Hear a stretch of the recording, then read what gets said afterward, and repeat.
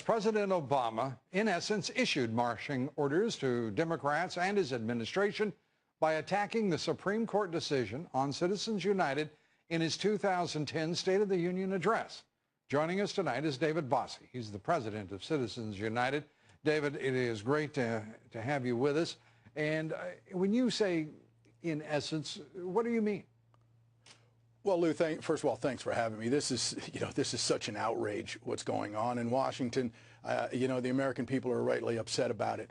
First of all, the President of the United States, whoever that is, sets the tone for the federal government. And when the United States President goes to the State of the Union address and denounces the United States Supreme Court and our decision, the Citizens United versus the Federal Election Commission, which really was a First Amendment case first and foremost, that's what it did. It allowed more people to participate in the process. The Democrats didn't like it, and what they did was they wanted the IRS and the FEC to come down on 501c4s. So the president, in his attack at the State of the Union, really set the stage for it. And then within weeks, Chuck Schumer and a list of left-wing senators send a letter to the IRS demanding that the IRS do just that, really look closely at all of the conservative groups. And so the IRS is not out there doing things that the powers that be don't want them to do. That's what the American people have to focus on. It's not about incompetence at the IRS, right. I can assure you that. Yeah, it's interesting the number of people who suddenly have said, we've really, the Democrats in particular, and the president's administration suddenly are talking about the ambiguity of the law on 501c4s. The necessity to deal with the tax code.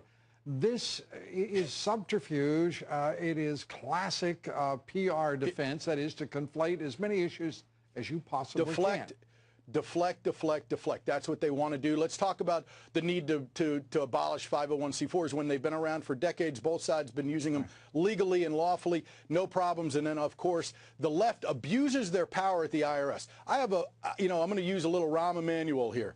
Let's not let a crisis go to waste. So I say let's focus on abolishing the IRS and replacing it with a fair tax or a flat tax. And I think the American people will be a lot better off without 90,000 IRS agents really holding them hostage to paying their taxes. I think those 90,000 people could be maybe used on the border.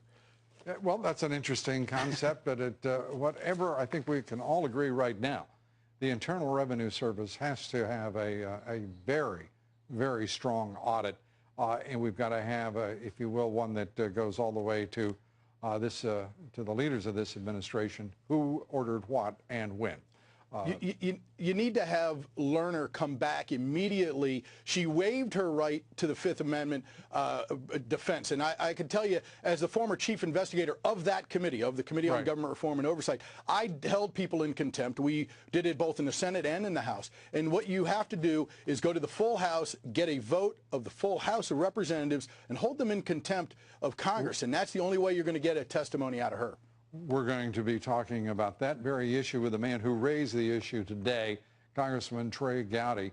David Bossie, it is great to see you. David has had some surgery and is back quickly and looking great. So we're delighted to have you back, David. All the best. Well, thank you very much. We'll talk with you soon.